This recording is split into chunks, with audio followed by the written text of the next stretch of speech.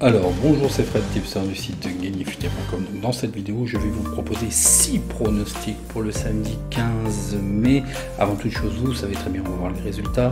Donc assez rapidement, je vous dis tout de suite, vous avez le time code en descriptif et sur la barre de navigation de votre lecteur. Donc, pour ce qui était de jeudi, donc je vous avais proposé Aston Villa Everton, donc je vous ai proposé la victoire d'Everton remboursée 6 matchs nuls. Bon, là c'est un pari remboursé, c'était un dronobet. Pour ce qui est de Valladolid de Villarreal, donc je vous ai proposé la victoire de Villarreal sèche à 1,93 qui était quand même pas mal. Donc ça c'est un pari gagnant. Et puis Eibar Betis. Là, vous avez demandé aussi de couvrir avec la victoire de Betis, remboursé 6 matchs nuls, donc encore un dronobet, donc c'est remboursé. Betis n'arrive pas à tenir, bien souvent, vous pouvez le noter, bien souvent dans tous les cas, ils marquent en premier, mais ils ne savent pas tenir un score, et ils n'enchaînent pas, donc c'est difficile de gagner, ils font beaucoup trop de matchs nuls. Donc allez, c'est parti pour l'avant-match futé du samedi 15 mai. Donc quelques petites digressions, désolé pour la vidéo buteur qui est disponible sur la chaîne. J'ai omis de vous dire que c'était les relevés du dimanche. Donc le temps que je fasse la vidéo, et puis vous savez, j'ai eu quelques petits contretemps, donc vous l'avez eu un peu tardivement. Donc c'est par exemple normal que Cristiano Ronaldo comptabilise un but de moins puisqu'il a joué avant-hier et il a marqué. Ok, donc je vais essayer de vous le préciser à chaque fois dans chaque vidéo buteur. Pour ce qui est du concours pour gagner un maillot, c'est sur la vidéo unboxing. Visitez déjà d'une la boutique, savoir si votre maillot est bel et bien présent. Vraisemblablement ils font tous les maillots. Et dites-moi en commentaire le maillot qui vous ferait plaisir. Je validerai votre participation et lors de l'arrivée de la première commande, je ferai un tirage au sort et je vous ferai gagner votre maillot. Ok. D'ailleurs en passant, je remercie ceux qui ont acheté, puisque vous êtes certains ont acheté, donc j'aimerais avoir votre retour d'expérience aussi. Et puis je remercie aussi en passant, il y a des gens qui commencent à s'inscrire sur NetBet, c'est sympa, et donc voilà, c'est apprécié, merci bien. Alors, donc justement, cette vidéo est sponsorisée par NetBet et NetBet vous offre un bonus de 150 € plus un free bet à la validation de votre compte, donc une offre de bienvenue. Pour bénéficier de ce bonus et soutenir la chaîne, l'offre de bienvenue est le code FRED, le code promo est FRED, F-R-E-D. Pour que ce bonus soit validé, il faut évidemment ne pas avoir déjà de compte netbet.fr, un dépôt minimum de 10 € et puis de valider les documents officiels de votre identité. Allez, c'est parti. Donc voilà les 6 pronostics qui sont dans cet ordre-là. Donc on commence avec le premier qui est en Bundesliga, la 33e journée, Augsbourg-Brême. Donc Brême l'avait emporté 2-0 au match aller, donc voyons voir le face-à-face. Donc attention, ils sont tous les deux aux portes de la relégation. Augsbourg est 14e avec 33 points. Ils ont 1634 points et le rating, et Brême est 15e avec 31 points. Il a 1674 points et le rating. Donc c'est équilibré à peu près au niveau du face-à-face des classements domicile extérieur. Donc attention, ils ne sont pas encore sauvés les deux. Selon mes petits calculs savants, je vous ai dit qu'en Bundesliga, il faudrait 34 à 35 points pour se sauver. Et je pense je vais être bon sur ce calcul-là aussi. Donc voyons voir le face-à-face. Vous allez me dire, waouh, qu'est-ce que je trouve sur ce match? Vous allez voir. Donc Augsbourg gagne à 28%, match nul à 18%, ils perdent à 53%. Ils font des over plus 2,5 buts à 48% et des under à 53%. Ils marquent en premier à 50%, ils encaissent en premier à 43%. Et bizarrement, malgré tout le rouge qu'il y a, un rendement de plus 7% sur cette équipe, où les cotes sont assez élevées. Pour ce qui est de Brême, il gagne à 21%, match nul à 31%. 51%, ils perdent à 46%, ils font des over plus 2,5 buts à 40%, dans under à 59%, ils marquent en premier à 43%, ils encaissent en premier à 53%. Bon là, il n'y a pas de secret, un rendement négatif de moins 36%, le face-à-face domicile extérieur, et c'est pour ça que je vous propose Augsbourg, c'est qu'à domicile, ils sont quand même beaucoup plus réguliers. Ils sont quand même invaincus dans les 4 des 5 derniers matchs. Et par contre, Brême, c'est touché coulé. 3 défaites consécutives. L'historique des confrontations nous apprennent. Augsbourg l'avait emporté 2-1. Voyons voir au niveau effectif qu'est-ce que je vous ai trouvé. Donc le classement Hello, je vous l'ai donné. L'alerte algo nous détecte le 2. La victoire de Brême. Augsbourg, donc attention, 2 joueurs blessés, dont un milieu de terrain faisant partie de l'équipe type, un défenseur qui sera pour lui une fin de saison et un autre attaquant, et un dispositif tactique probable en 4-4-2, donc ça reste quand même conforme, hein. 2 milieux de terrain d'absent, un défenseur, c'est que 2 joueurs clés. Pour ce qui est de Brême, donc il y a 3 joueurs incertains, et attention, puisque d'assurément absents, il y a 2 défenseurs faisant partie de l'équipe type, donc attention, et un milieu de terrain. Un joueur suspendu en attaque, un dispositif tactique probable en 4-3-1-2, donc là il n'y a que 2 joueurs clés qui sont absents aussi, donc ça s'équilibre. Voyons voir les statistiques particulières que je vous trouve sur ce match. Donc Augsbourg comptabilise 3 défaites à la mi-temps et à la fin du temps réglementaire dans ces 3 derniers matchs de Bundesliga. Augsbourg a gagné seulement 1 de leurs 7 derniers matchs de toute compétition. Le nombre moyen de buts concédés par Augsbourg est de 1,56 buts par match à domicile en Bundesliga. Werder de Brême a gagné seulement 1 de ses 10 derniers matchs en championnat, et Brême est sur une série de 3 défaites à l'extérieur, ça on l'a vu. Bon, c'est pas très folichon tout ça, vous allez me dire qu'est-ce que je trouve sur ce match. Donc les probabilités, le BTS, les 2 équipes marquent 58% pour le oui. Et là, la cote chez NetBet est un petit peu trop faible. Pour ce qui est des probabilités over-under, 61% de over. Et là, il y a une divergence. L'over est value, évidemment, chez NetBet à 1,95. Le problème, c'est qu'apparemment, il voit plutôt le under. Donc, restez à l'écart. Les probabilités 1 et 2 nous donnent 41% pour la victoire d'Augsbourg, 24% pour le match nul. Werder de Brême, 35%, score probable 2-1. Effectivement, le logiciel de stats nous donne le score de 2-1 en 2e position. Les cotes sont assez intéressantes. On va pouvoir sécuriser. Donc, qu'est-ce que je vous propose sur ce match ?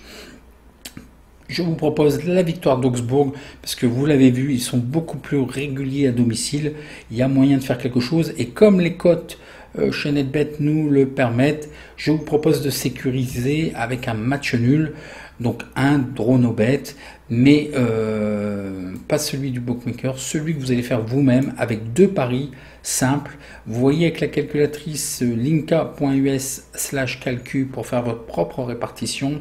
Et dans ce cas-là, si la victoire d'Augsbourg passe, on aurait quand même une cote équivalente à 1,71. Ok, donc voilà pour ce pari.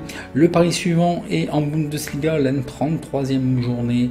Leverkusen, l'Union de Berlin. L'Union de Berlin l'avait emporté 1-0 au match aller, donc voyons voir le face-à-face. L'Union de Berlin est 8e avec 46 points, ils ont 1851 points le rating.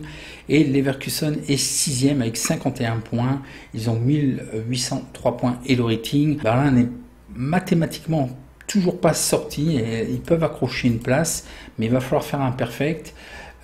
Pour ce qui est des classements de domicile extérieur, donc voilà. Au niveau du face-à-face, une belle régularité, mais Leverkusen a tendance quand même à alterner. L'Union de Berlin, le problème de cette équipe, c'est que ils perdent essentiellement leurs points à l'extérieur. C'est à domicile où ça va beaucoup mieux, donc à l'extérieur c'est beaucoup plus faible. Leverkusen gagne à 43%, match nul à 28%, ils perdent à 28%, ils font des over plus 2,5 buts à 56%, dans à 43%, ils marquent en premier à 53%, ils encaissent en premier à 37%, et un rapport négatif de moins 14%, il y a trop de matchs nuls, trop de défaites. Pour ce qui est de l'Union de Berlin, ils gagnent à 34%, match nul à 40%, ils perdent à 25%, ils font des over et des under à 50-50. Ils marquent en premier à 59%, ils encaissent en premier à 34%, et un petit rapport négatif de moins 5%. Voyons voir le face-à-face domicile extérieur. Donc voilà, quand même du mieux aussi pour Leverkusen, puisqu'il reste sur 3 victoires consécutives. Et voilà, l'Union de Berlin, il y a eu un seul match gagné. Voyons voir l'historique des confrontations. Donc Leverkusen l'avait emporté 2-0. Voyons voir au niveau effectif. Donc les low ratings, je vous les donner. L'alerte algo nous détecte le match nul. Et l'alerte algo est toujours positive sur le match nul. Hein. Depuis le début de l'année, il y a presque 2000, il y a un échantillon de 2000 matchs. Et l'alerte algo est positive sur le match nul. Donc c'est à prendre en compte. Hein. Leverkusen, attention, Leverkusen au niveau blessé. Donc un débuteur maison, puisqu'il a 9 réalisations. Un défenseur aussi faisant partie de l'équipe type en plus. Et attention d'absents, il y a 5 joueurs absents, c'est carrément des fins de saison, et dedans il y a le buteur maison avec 11 réalisations. Donc pour moi, il y a 3 joueurs clés faisant partie de l'équipe type de Leverkusen, donc il y a un risque de contre-performance. Vous connaissez ma petite théorie, donc attention, un match nul est une contre-performance. Un dispositif tactique probable en 4-2-3-1. Pour ce qui est de Berlin, au contraire, là, c'est Kroos qui est de retour, le buteur maison. Et puis, par contre, un milieu de terrain faisant partie de l'équipe type et 4 autres joueurs d'absents. Un dispositif tactique probable en 3-5-2. Les statistiques que je vous trouve sur ce match. Donc le Bayer Leverkusen a remporté ses 3 derniers matchs consécutifs à domicile en Bundesliga, ça on l'a vu. Lors de ses 6 derniers matchs en Bundesliga du Bayer Leverkusen, ils sont invaincus à 5 reprises. Lors des 7 derniers matchs à domicile de Bundesliga, le Bayer Leverkusen, il y a eu moins 2,5 buts. Le Bayer Leverkusen a marqué 2 buts et plus lors des 3 derniers matchs de toute compétition confondue à domicile. Pour ce qui est de l'Union de Berlin, ils ont remporté seulement une victoire en 9 matchs à l'extérieur de toute compétition. C'est ce que je vous dis, hein, à l'extérieur, c'est pas extraordinaire. L'Union de Berlin a concédé un but et plus lors des 8 derniers matchs de toute compétition. Et l'Union de Berlin a concédé une moyenne de 1,5 buts en Bundesliga à l'extérieur. Les probabilités, le BTS nous dit 61% pour le oui et la cote chez NetBet à 1,61 n'est pas value. Le over, le under, le over à 63% et là le over est value à 1,65. Pour ce qui est des probabilités 1 et 2, 34% pour la victoire de Leverkusen, 30% pour le match nul, 36% pour la victoire de Berlin. C'est un petit peu étonnant. Score probable 1-1. Donc là, il y a une petite divergence, là pour une fois, c'est très rare. Il nous donne le 1 et le 2. Bon, évidemment, il n'est pas au courant du tout des classements, le système de probabilité. Le 1-1 nous est donné en deuxième position. Les cotes chez NetBet, donc le 1 à 1,82 qui n'est pas value puisqu'on a 34%.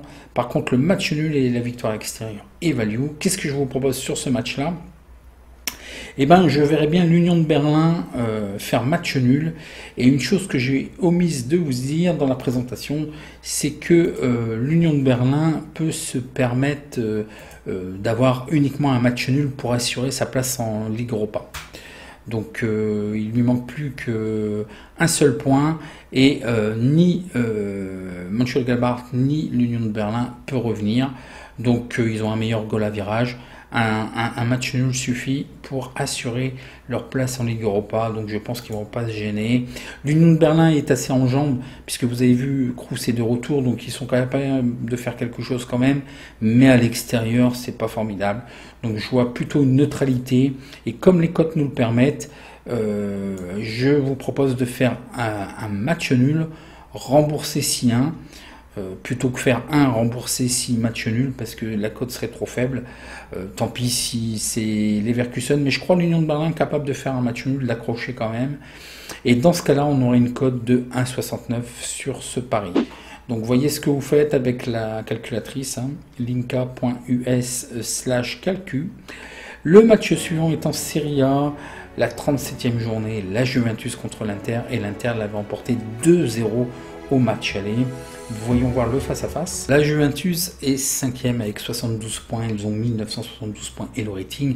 Et l'Inter, vous savez très bien, ils sont champions premier avec 88 points, il n'y a plus rien à jouer, ils ont 2151 points et le rating. Côté classement, ça va être très serré, mais attention, la Juventus n'est pas qualifiée en Ligue des Champions. J'ai omis de regarder depuis quand ce n'était pas arrivé, mais là, ça va être un tremblement de terre en Italie, hein. Donc, voyons voir le face-à-face. Donc voilà, le problème de la Juve, c'est que les deux soucis, c'est qu'il y a quand même une alternance. Bon, il y a une belle régularité, mais on voit quand même que régulièrement ils perdent, régulièrement ils se font accrocher. Par contre là, c'est propre de chez propre côté Inter. Il n'y a vraiment rien à dire, donc ils ne sont pas champions par hasard, hein. Et un autre fait aussi de la Juventus, c'est qu'ils repartent de travers, où ils encaissent toujours au moins un but. Et c'est ce qui fait qu'avant, ils nous avaient habitués à gagner par 1-0, 2-0. Et là, vraiment régulièrement, ils prennent un but. Donc côté Juventus, ils gagnent à 58%, match nul à 25%, ils perdent à 16%, ils font des over plus 2,5 buts à 58%, des under à 41%, ils marquent en premier à 61%, ils encaissent en premier à 38%, et voilà, badaboum, un rendement de moins 12%, bah oui, puisque même quand ils gagnent, c'est avec des petites cotes, c'est pas rattrapable. Pour ce qui est de l'Inter, ils gagnent à 75%, ils font match nul à 19%, ils perdent à 5%, ils font des over plus 2,5 buts à 61%, des under à 38%, ils marquent en premier à 69%, ils encaissent en premier à 27%, et un rapport positif de plus 15% sur cette équipe. Donc voyons voir le face-à-face domicile extérieur. Donc ça me semble quand même mieux côté Juventus à domicile, mais somme toute, ils viennent de perdre contre Milan, en plus 3-0, donc il faut absolument qu'ils se reprennent. Et puis l'Inter, c'est tout aussi propre que ça soit à domicile et à l'extérieur, hein. L'historique des confrontations nous apprennent donc l'Inter ne l'a plus emporté depuis 7 rencontres. Et si vous regardez, en plus, il y a beaucoup de clean sheets, hein, côté Juventus, ils sont sur 5 clean sheets. La Juventus l'a emporté contre l'Inter en faisant des clean sheets. Voyons voir au niveau effectif. Donc les low ratings, je vous les donné. Donc l'alerte algo nous détecte le N et le 2, sauf qu'ils sont pas au courant du classement, il faut peut-être pas prendre en compte. Et vraisemblablement le under serait value à partir de 1,21, ça me semble assez faible. Côté Juventus, ça tombe peut-être bien quand même, c'est que le groupe est au complet, un dispositif tactique en 4-4-2, donc Dybala est de retour, je pense qu'il va être très en forme. Pour ce qui est de l'Inter, un joueur incertain, Sanchez, et puis 2 joueurs blessés, un dispositif tactique probable en 3-5-2, donc rien d'extraordinaire. L'Inter a fait un petit peu tourner, mais vraisemblablement Conte tient quand même à avoir un dispositif tactique quand même assez semblable à l'habitude. Vraisemblablement Lukaku sera là, mais franchement, moi, c'est pas possible que ça joue de la même façon à quelques semaines de l'Euro. Je pense que les internationaux vont quand même un petit peu se limiter, hein, pour ne pas se blesser, évidemment. Et puis ça afficherait un petit peu l'Inter d'envoyer au casse-pipe les joueurs, alors qu'il n'y a plus rien à jouer, et que en fin de compte ils loupent leur sélection, que ils renvoient des joueurs blessés en sélection. Non, ça va pas passer non plus, hein. Donc les statistiques sur cette équipe: la Juventus est invaincue dans 33 de ses 37 derniers matchs à domicile en Serie A. La Juventus a concédé un but et plus lors de ses 12 derniers matchs en Serie A. Plus 2,5 buts ont été marqués dans les 4 derniers matchs à domicile en Serie A de la Juventus. Côté de l'Inter, ils sont invaincus dans 31 des 32 derniers matchs en Serie A. Ça va être très difficile pour la Juve quand même. L'Inter n'a pas réussi à marquer de but lors des 5 derniers matchs à l'extérieur contre la Juventus. Bon, ça je vous l'ai dit. Bon, moi j'y crois pas trop parce que c'est le passé, mais bon, voilà, c'est comme ça. On peut le relever, mais ça ne peut pas faire un prono non plus. C'est une seule donnée, hein. Toutes les stats sont faites pour être cassées. ça se peut qu'elle soit cassée sur ce match-là. L'Inter de Milan a remporté ses 4 derniers matchs consécutifs en Serie A. L'Inter a battu la Juventus lors de seulement 3 des 21 dernières rencontres en championnat. Donc quand même, c'est une petite bête noire la Juventus pour l'Inter, ils ont du mal à gagner. L'Inter a marqué un but et plus lors de ses 17 derniers matchs en Serie A. Alors, voyons voir les probabilités et les cotes avec NetBet. Donc, les probabilités, les deux équipes marquent oui à 60%. Et là, les cotes sont vraiment trop faibles à 1,43. Les probabilités over-under nous donnent, alors là, 100%, je n'y crois pas, ça n'existe pas avec Fred. C'est pas possible. Donc, 100%, il y a un souci, c'est que nous, lors du calcul, il y a une donnée qui a une valeur 0, donc c'est pour ça il marque impossible divisé par 0. Donc bon, le prenez pas en compte. Le over plus 2,5 buts et 1,51. Honnêtement, je n'y crois pas trop. Je pense que ça va être quand même un match très serré. Les probabilités 1-2 nous donnent 48% pour la Juve, 23% pour le match nul et 29% pour l'Inter. Score probable 1-0. Le logiciel de stats, en plus, a travaillé qu'à moitié parce qu'il nous donne 3 scores, 0-0, 1-1, 0-1. Évidemment, moi, je pense que ça va être très, très serré. Mais la Juventus n'a pas du tout de marge de manœuvre. Ils doivent absolument gagner ce match. Les cotes chez NetBet sont bien. D'ailleurs, le 1 à 2,10 est value, puisqu'on nous donne 48% de probabilité. Donc, qu'est-ce que je vous propose sur ce match-là? Eh ben, j'hésitais entre quand même la Juve sec, le 1. Mais bon, les cotes nous le permettent. On va jouer petit bras. Je vous propose le 1 remboursé CN, toujours un dronobet. Si le 1 passe, on aura une cote équivalente à 1,52. Certes, c'est beaucoup moins intéressant. La Juve doit gagner pour moi. Je pense qu'ils vont tout faire pour ne pas perdre. L'Inter risque, à mon avis, de gérer. Moi, je serais de compter, c'est que je leur ferai faire un exercice de ne pas prendre de but et de bien se positionner en défense et de travailler un petit peu la défense. Voilà. Donc, de ne pas encaisser et puis de bloquer un petit peu toutes les lignes. Voilà. Donc, voyez ce que vous faites. Pour moi, donc pas de victoire sec de la Juventus, mais la victoire de la Juventus remboursée 6 matchs nuls. Donc voilà pour ce pronostic. Le pronostic suivant est en Ligue 2, la 38e journée. Dunkerque-Toulouse. Dunkerque l'avait emporté 1-0 au match aller. Donc attention, une petite revanche. Une petite digression quand même en passant, c'est qu'il y a très peu de matchs cotés sur l'ensemble des books. C'est normal parce qu'il y a des matchs où il n'y a plus du tout d'enjeu. Donc Dunkerque est à la porte de la relégation, 17e avec 40 points, ils ont 1503 points et le rating, et Toulouse est 3e, mais il n'y a plus rien à jouer en fait. Ils ont 1670 points et le rating. Donc selon moi, en Ligue 2, je pense qu'on va atteindre l'objectif. Je voyais en fait 39 ou 40 points pour se sauver. Vraisemblablement, Dunkerque, pour moi, serait sauvé, mais ils ne le savent pas encore, puisqu'il y a quand même un match, puisque en plus, Caen doit jouer contre Clermont. Donc j'ai l'impression que ça va être très difficile. Il y a Chambly qui doit jouer contre Paris. Donc au niveau de mes calculs, je ne me suis pas trompé sur la Ligue 2. Ça fait toujours plaisir. Le face-à-face domicile extérieur, mais voyons voir les données.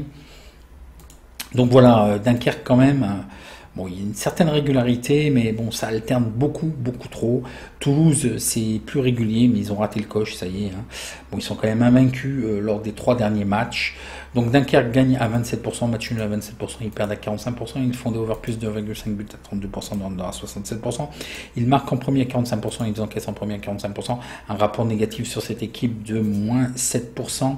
Pour ce qui est de Toulouse, ils gagnent à 54%, match nul à 24%, ils perdent à 21%, ils font des over plus 2,5 buts à 54%, dans à 45%. Ils marquent en premier à 59%, ils encaissent en premier à 35% et un rapport positif de plus 21% sur cette équipe. Voyons voir le face-à-face domicile extérieur. Et ben Dunkerque est mieux, et beaucoup mieux à domicile, puisqu'ils sont quand même invaincus dans les 5 derniers matchs, donc ce n'est pas rien. Par contre Toulouse, voilà où la saison a été perdue, c'est sur les derniers matchs à l'extérieur. Voilà, ils ont perdu leur saison, voilà, ils se sont arrêtés en cours de... Ils n'ont pas réussi à faire le finish. Voyons voir l'historique des confrontations. Donc Dunkerque était en division inférieure, donc il n'y a pas de match depuis les années précédentes. Donc voyons voir au niveau effectif. Les points et le rating, je vous les donné. Donc l'alerte algo nous détecte le match nul, et l'alerte algo est pas mauvais au niveau du match nul, et le under qui se réévalue à partir de 1,17, mais là c'est quand même un petit peu faible. Côté des blessés, côté Dunkerque, attention, le buteur maison est absent. Deux milieux de terrain et un défenseur faisant partie de l'équipe type, donc deux joueurs quand même clés absents. Pour ce qui est de Toulouse, il y a uniquement deux joueurs absents, donc sinon on va retrouver une équipe de Toulouse propre. Bon, je pense qu'il n'y aura rien d'extraordinaire côté Toulouse, hein. Il ne faudra pas s'attendre à un match extraordinaire. Je pense qu'ils vont commencer à préparer les playoffs. Donc, c'est pas sur ce match-là, ils n'ont rien à jouer, hein. Ça ne change rien pour eux. Donc, vraiment, je pense que l'équipe va se préparer pour les playoffs. C'est pas le moment d'avoir des blessés. Donc, c'est bon pour Dunkerque. Dunkerque n'a pas perdu dans 8 des 9 derniers matchs à domicile en Ligue 2, ça on l'a vu. Dans ces 8 derniers matchs en Ligue 2, Dunkerque comptabilise seulement une victoire.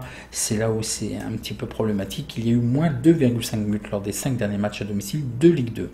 Toulouse a remporté seulement une victoire lors des 8 derniers matchs à l'extérieur de Ligue 2. Ça, je vous l'ai montré. Effectivement, c'est là où ils ont perdu en fait la tête du classement. Ils ont effrité trop leurs points à l'extérieur.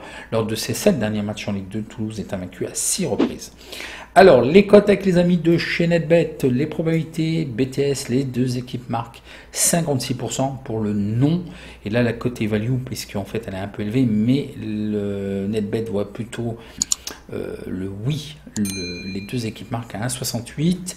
Là aussi, j'ai un petit souci au niveau de la détection des probabilités, puisque le 100% non n'existe pas chez Fred. Par contre, au niveau bookmaker, NetBet nous trouve le under à 1,53, ce qui me semble assez probant. Les probabilités N2, 39% pour la victoire de Dunkerque, 24% pour le match nul et 37% pour la victoire à l'extérieur. Score probable 0-0. C'est le deuxième score qui a été trouvé effectivement par le logiciel de stats, sinon c'est 1-1-0-0. Moi je pense que ça va être très très serré. Les cotes chez NetBet, le 1 à 2,55, le match nul à 3,05 et la victoire à l'extérieur de 2,67. Donc les cotes sont intéressantes, mais moi je vois une certaine neutralité et je vous propose de faire un petit coup sur ce match-là, de jouer le match nul, rembourser si under. Moi je pense que Toulouse va complètement gérer. Dunkerque fait énormément de moins 2,5 buts, vous l'avez vu. Et puis la cote est acceptable. Donc je vous propose la technique du choix 1, remboursé sur le choix 2. Donc le match nul à 3,05, remboursé sur le under à 1,53. Et si les deux paris, parce que le but c'est ça, donc vous avez été beaucoup à me poser la question, mais faites une capture d'écran ou allez voir la calculatrice Genifuté avec linka.us/calcul. Le but du jeu, effectivement, c'est de cumuler les deux, de gagner effectivement le match nul. Et on est couvert avec le under. Et dans ce cas-là, on aura une cote équivalente qui est quand même sympa à 2,06. Ok, donc voilà pour ce match. Le match suivant est en Serie A, la 37e journée. L'AS Rome contre la Lazio. Attention, une revanche à prendre parce que la Lazio avait claqué une caisse 3-0.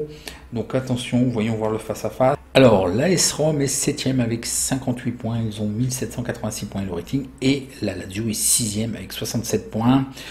Ils doivent consolider leur place en Ligue Europa, et l'AS Rome a encore une possibilité d'accéder à la Ligue Europa. Par contre aussi, la Lazio joue pour consolider sa place en Ligue Europa, mais s'ils font un perfect, ils ont la possibilité d'accrocher les places en Ligue des Champions. Donc attention, un match très intéressant. Les classements domicile extérieur, donc ça risque d'être très serré. Voyons voir les données. Donc voilà, l'AS Rome s'effrite. Bon, il y a eu la période Ligue Europa. Je pense que voilà, jouer deux tableaux, c'est toujours pas facile. Et c'est là où ils ont effrité leurs points. Par contre, la Lazio, c'est clair et net, ça gagne ou ça perd, donc ça joue la gagne. L'AS Rome gagne à 47%, match nul à 19%, ils perdent à 33%, ils font des over plus 2,5 buts à 66%, des under à 33%, ils marquent en premier à 58%, des under ils encaissent en premier à 33%, un rapport négatif de moins 23%. Pour ce qui est de la Lazio, ils gagnent à 60%, ils font match nul à 11%, ils perdent à 28%, ils font des over plus de 2,5 buts à 57%, des under à 42%, ils marquent en premier à 65%, ils encaissent en premier à 34% et un rapport positif de plus 17% sur cette équipe. Donc voyons voir le face-à-face domicile extérieur. Donc c'est quand même mieux, c'est pour ça que aussi je vous propose ce match-là. Voilà, c'est l'AS Rome, c'est à l'extérieur qui perdent leurs points. C'est quand même mieux, ils sont invaincus depuis les 3 derniers matchs. Et attention, hein, ça gagne ou ça perd. Mais la Lazio a plutôt tendance à l'extérieur. Ils ont perdu 4 des 6 derniers matchs. Voyons voir l'historique des confrontations. Donc l'AS Rome est invaincu lors des 3 dernières confrontations. Ils avaient fait 1-1. La saison dernière. Donc au niveau des données, donc l'alerte algo nous détecte le 1, la victoire de l'AS Rome. Alors au niveau des effectifs, alors il y a 1, 2, 3, 4, 5, 6 joueurs absents, mais attention, c'est impressionnant si vous regardez des fois comme ça, ou si vous allez sur Flash Résulte, parce que beaucoup regardent les tableaux, ok, mais ça peut être impressionnant, mais regardez quand même quels sont les types de joueurs, ce sont que des doubleurs. Donc ça peut être impressionnant et on peut croire que c'est gênant. La seule chose qui est gênante, c'est quand même le gardien titulaire, Paul Lopez. Et la dernière fois, je vous ai dit Paul Lopez, qui subit une opération au niveau de l'épaule. Hein. Donc le dispositif tactique probable en 4-2-3-1. Côté la Lazio, il y a uniquement un joueur dont il a cassé son nez lors du dernier match. Sinon, un dispositif tactique en 3-5-2.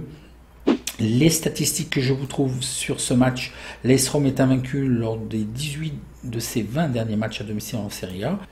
Donc l'AS Rome a remporté seulement une victoire lors des 6 derniers matchs en championnat. L'AS Rome a marqué 2,22 buts en moyenne dans leurs matchs à domicile en Serie A.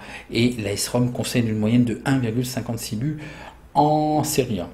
Très peu de stats au niveau Lazio, ça veut dire qu'ils cassent toutes leurs stats, donc beaucoup d'alternance. En moyenne, la Lazio a concédé 1,65 buts lors de ses matchs à l'extérieur en Serie A. Les probabilités, les BTS, les deux équipes marquent 57%. Le NetBet nous propose une cote de 1,36 qui n'est pas du tout value. Donc évidemment à 2,37 la cote est value. Hein. Pour ce qui est du over et du under, j'ai vraisemblablement un problème avec le over et le under, puisqu'il y a encore une donnée qui est divisée par 0, ça passe pas, donc reste à l'écart. NetBet nous trouve le over à 1,43. Pour ce qui est des probabilités 1-2, 38% pour l'AS Rome, 30% pour le match nul, 32% pour la Lazio, score probable de 1. Le score n'est pas détecté par le logiciel de stack. Je pense que ça va être très très difficile. On a vu que la Lazio gagnait ou perdait. L'AS Rome n'a pas tellement de choix. S'ils veulent toucher un petit peu la Ligue Europa, il va falloir gagner ce match. Les cotes sont assez élevées côté de l'AS Rome. 3,05, match nul à 3,50, value. Par contre, bizarrement, la victoire à l'extérieur 2,25 n'est pas value, évidemment la probabilité est à 32%. Qu'est-ce que je vous propose ? Tout simplement, on peut se permettre de sécuriser aussi, je suis désolé, il y en a qui n'aiment pas ça. Le 1, la victoire de l'AS Rome, puisque effectivement, ils n'ont pas le choix. Je ne peux pas vous proposer le 1 remboursé 6-2, parce que vraisemblablement la Lazio, ça va gagner ou ça va perdre. On ne sait jamais, moi je vous propose le 1 remboursé 6N. Donc ça nous ferait une cote équivalente à 2,18. Si vous voulez jouer le double chance, le 1N, si vous faites une répartition sur 2 paris, ça vous donne une cote équivalente à 1 sur 3 qui est pas mal. Donc voilà le dernier match en Première Ligue, la 36e journée, Brighton contre West Ham. Ils avaient fait 2-2 au match aller, voyons voir le face-à-face. Alors Brighton est à la porte de la relégation, ils sont 17e avec 37 points, ils ont 1695 points de rating. Et West Ham est 6e aux portes des places européennes avec 58 points, ils ont 1812 points et le rating. Bon, ils auront quand même certainement, de par la réussite en Ligue des Champions et en Ligue Europa, une place en Ligue Europa. Le classement domicile extérieur, bon, le match est très intéressant parce que les deux doivent gagner. Donc voyons voir le face-à-face, les données. Donc Brighton quand même alterne, hein. Ils gagnent à 22%, match nul à 37%, ils perdent à 40%. Ils font d'over plus de 2,5 buts à 45%, de under à 54%. Il marque en premier à 45%, ils encaissent en premier à 37%. Il y a un rapport négatif de moins 22% sur cette équipe. Donc attention, West Ham marque le pas. 3 défaites en 4 matchs, c'est pas extraordinaire. Ils gagnent à 48%, match nul à 20%, ils perdent à 31%. Ils font des over plus de 2,5 buts à 62%, des under à 37%. Ils marquent en premier à 51%, ils encaissent en premier à 42% et un rapport positif de plus 34% sur cette équipe. Voyons voir le face-à-face domicile-extérieur. Donc voilà, Brighton est quand même mieux à domicile, il reste invaincu sur les 3 derniers matchs. Et puis ça alterne toujours côté West Ham. Voyons voir l'historique des confrontations. Donc Brighton reste invaincu lors des 3 dernières confrontations. Ils avaient fait 1-1 au match aller. Donc voyons voir au niveau effectif. Les low ratings, je vous les donnais. L'alerte algo nous détecte encore le match nul et le under qui se révalue à partir de 1,43. Pour ce qui est de Brighton, donc 2 joueurs blessés, dont un défenseur faisant partie de l'équipe type. Et puis, donc il y a 2 joueurs clés côté Brighton, dont le buteur maison et un défenseur faisant partie aussi de l'équipe type, de suspendus. Donc ça fait 3 joueurs clés d'absents et 2 autres joueurs qui sont blessés et absents. C'est carrément fin de saison. Un dispositif tactique probable en 3-4-2-1. Et pour West Ham, le rêve de tous les entraîneurs aussi, le groupe est au complet. Un dispositif tactique probable en 4-2-3-1. Les statistiques sur ce match. Brighton est sur une série de 3 matchs en première ligue à domicile où ils ont réussi à garder une feuille blanche, donc des clean sheets, ils n'ont pas encaissé de but. Brighton a remporté seulement 4 victoires lors des 26 derniers matchs à domicile en première ligue. West Ham a gagné seulement 1 de leurs 8 dernières rencontres contre Brighton de toute compétition. West Ham a concédé 1 but et plus lors des 8 derniers matchs de toute compétition. Lors des 3 derniers matchs à l'extérieur de toute compétition de West Ham, il y a eu plus 2,5 buts. Donc voyons voir les probabilités. Le BTS et 2 équipes marquent avec NetBet. Oui à 54%. Et là, NetBet nous propose effectivement le oui, mais une cote un petit peu trop faible encore. Les probabilités over-under, 51% pour le over. Et là, c'est pas value. Et en plus, il y a une divergence puisque NetBet trouve plutôt le under, moins 2,5 buts à 1,63. Donc, restez à l'écart. Les probabilités 1-2 nous donnent 29% pour la victoire de Brighton, 26% pour le match nul, 45% pour la victoire de West Ham. Score probable 1-2, donc 2-1 pour West Ham. Effectivement, il est détecté ce score avec le logiciel de stats. Les cotes avec NetBet, le 1 à 2,88, le match nul à 3,45 et la victoire extérieure à 2,40. Donc la victoire extérieure est uniquement value. Qu'est-ce que je vous propose? J'aurais peur quand même que Brighton accroche. Non, je vous ai dit une bêtise en plus au niveau de Brighton. C'est qu'en fait, dans tous les cas, ils sont sauvés. Donc, je me suis absolument pas trompé. Je vous avais dit en première ligue, il faut 33 et 34 points. Puisqu'il reste que 3 matchs et ils ont 10 points de plus. Donc, il n'y a absolument plus rien à jouer pour Brighton. Donc, ils sont sauvés. Je pense qu'ils vont être en roue libre, tout simplement. Par contre, West Ham doit absolument gagner. Donc, dans ce cas, je change mon prono. C'est très rare que je vous fasse ça. Et là, c'est en direct. Je viens de m'en rendre compte, en fait, tout bêtement. Non, West Ham doit vraiment enclencher. Ils doivent gagner. Donc là, je ne joue pas le 2 remboursé CN. Je joue le 2 sec à une cote de 2,40 qui est très value. Donc, si vous voulez profiter du bonus NetBet, 150 € plus un free bet à la validation de votre compte, une offre de bienvenue avec le code promo FRED, F-R-E-D. Donc 3 conditions: il faut s'inscrire en tant que nouveau parieur sur NetBet, faire un dépôt minimum de 10 € et valider vos documents pour valider votre compte. Donc voilà pour ce pronostic. Donc tout simplement, bon, je vais changer. Donc c'est vraiment le 2 sec à 2,40, une très belle cote. Donc voilà pour ce pari. Donc si vous avez apprécié, un petit like, je réponds à vos questions en commentaire. Dites-moi en commentaire ce que vous voyez, ce que vous comptez jouer. Est-ce que vous avez trouvé une meilleure formule? Vous avez certains d'entre vous qui sont très judicieux au niveau de leur recherche de cotes. Lisez les commentaires aussi, vous avez toujours des gens bienveillants et il y a des bonnes indications. En attendant, je vous souhaite bon match et à demain pour la prochaine vidéo. Merci.